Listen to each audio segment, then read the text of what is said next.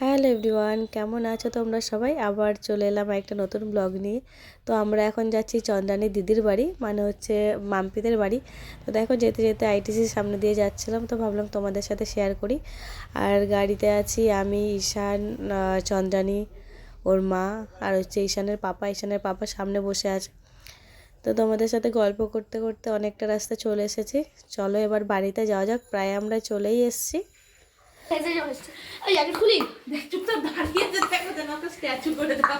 কে এসেছে? মামা কই? মামা মামা কই? মামা কই? মামা কই? এই মামা।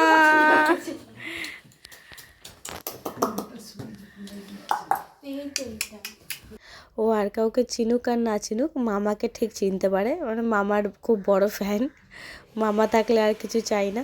তো দেখো এখানে ওর গিফটটা এসে ও দেখতে পেয়েছে কি আছে, শুধু ওইটা নেবে বলে আমরা আগের দিনই গিফটটা ওকে দিয়ে দিয়েছি। এবার কি করে খুলতে হয়, ছোট মানুষ, মাত্র 1 বছর বয়স, ও জানে না, তাই ওর মামা ওকে হেল্প করছিল খুলে দেওয়ার জন্য। ওই বক্সটা নিয়েই খেলতে শুরু করে দিয়েছে। দেখো বক্স থেকে সমস্ত খেলনাগুলোকে বার করে দেওয়া হচ্ছে। ও এবার নিজের মতো নিয়ে, মানে কোনটা বের করতে পারবে, যেটা হাতে কাছে পাবে সেটাই বের করবে। তো বের করে নিয়ে খেলতে বসে যাবে। তো প্যাকেট থেকে তো আর খেলতে পারবে না, যার জন্য ঈশান ওকে প্যাকেটগুলো খুলে দিচ্ছিল। তো ওদের বাড়িতে যাওয়া ওর জন্মদিন উপলক্ষেই তো এইগুলো আমরা ওর জন্য নিয়ে গেছিলাম। ভাবছিলাম কী দেবো, বাচ্চা মানুষ খেলনা দিলে খেলতে পারবে, যার জন্য খেলনাগুলোই নিয়ে গেছিলাম। ও তো ভীষণ খুশি খেলনাগুলো পেয়ে, মানে কোনটা রেখে কোনটা নেবে।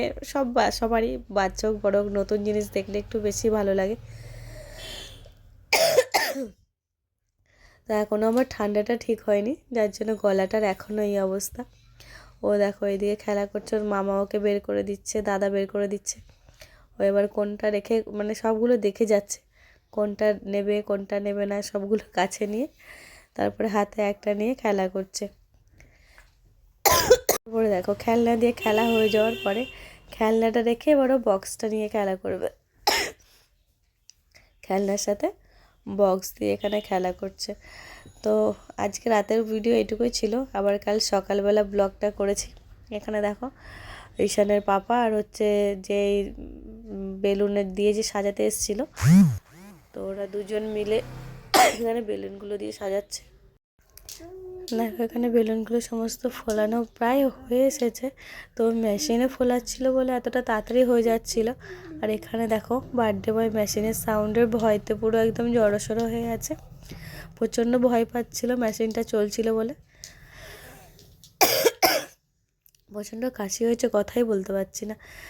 তো এইদিকে দেখো বেলুনটা দিয়ে সার্কেল করে নিয়েছে, আর এই অলমোস্ট হয়ে এসেছে, আর একটু বাকি আছে।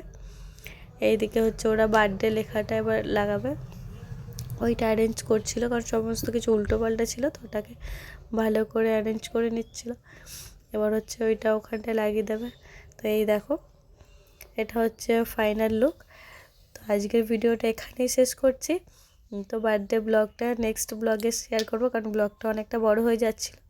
তো কেমন লাগলো তোমাদের ডেকোরেশনটা অবশ্যই কমেন্ট করে জানিও। দেখা হচ্ছে নেক্সট ভিডিওতে। সবাই সাবধানে থেকো, সুস্থ থেকো, টাটা।